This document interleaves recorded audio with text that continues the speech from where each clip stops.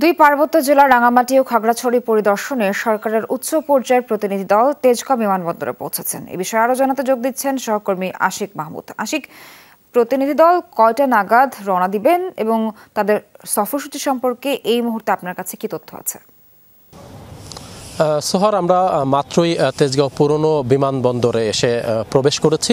আর আমি কিছুক্ষণ আগে যেমনটি দেখাচ্ছিলাম, পার্বত্য চট্টগ্রাম বিষয়ক উপদেষ্টা সুপ্রদীপ চাকমা বাসা থেকে বের হলেন। আমরা তার সাথেই, তার গাড়ি বহরের সাথেই এই তেজগাঁও পুরনো বিমানবন্দরের এসে প্রবেশ করেছি এবং আপনি নিশ্চয়ই দেখতে পাচ্ছেন আমার পেছনে যে দুটি হেলিকপ্টার প্রস্তুত রাখা হয়েছে।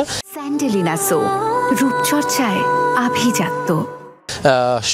বিজিবির দুটি হেলিকপ্টার এবং এই দুই হেলিকপ্টারের মধ্যে একটি হেলিকপ্টারে করে তারা যে তিন উপদেষ্টা পার্বত্য চট্টগ্রামে অর্থাৎ রাঙামাটি এবং খাগড়াছড়িতে যাবেন পরিদর্শনে, যেখানে সংঘর্ষের ঘটনা ঘটেছে, কি কারণে সংঘর্ষ তারা বিষয়টি সরজমিনে তদন্ত করবেন এবং কোন পরিস্থিতিতে এই অপ্রীতিকর পরিস্থিতির সৃষ্টি হলো, কেন সংঘাত সৃষ্টি হলো, সেই বিষয়গুলো তারা সরজমিনে পরিদর্শন করবেন এবং এই বিষয়ে কি পদক্ষেপ নেওয়া যায় সে বিষয়ে নিশ্চয়ই প্রস্তুতি নেবেন এবং পদক্ষেপ নেবেন। নিশ্চয়ই আপনারা দেখতে পাচ্ছেন যে বিজিবির এই যে হেলিকপ্টারটি, এই হেলিকপ্টারে করেই তিন উপদেষ্টা, পার্বত্য চট্টগ্রাম বিষয়ক উপদেষ্টা, স্থানীয় সরকার পল্লী উন্নয়ন বিষয়ক উপদেষ্টা এবং স্বরাষ্ট্র উপদেষ্টা, এই তিনজন এই হেলিকপ্টারে করে কিছুক্ষণের মধ্যে রওনা দেবেন। এরই মধ্যে আমরা পার্বত্য চট্টগ্রাম বিষয়ক উপদেষ্টা সুপ্রদীপ চাকমা তার সাথে এই বিমানবন্দরের পুরনো বিমানবন্দরে প্রবেশ করেছি এবং তিনি পাশেই একটি বিশ্রামের জায়গা আছে, সেখানে তিনি অপেক্ষা করছেন।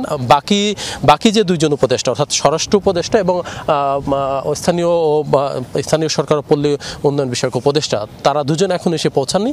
ধারণা করছে তারা দুজন এসে পৌঁছালেই এই হেলিকপ্টারে করে তারা অল্প কিছুক্ষণের মধ্যেই খাগড়াছড়ি, রাঙামাটি বা পার্বত্য চট্টগ্রামের যে সংঘাত, সেই বিষয়গুলো পরিদর্শনের জন্য তারা এখান থেকে রওনা হয়ে যাবেন। সোহার, আশিক, ধন্যবাদ আপনাকে।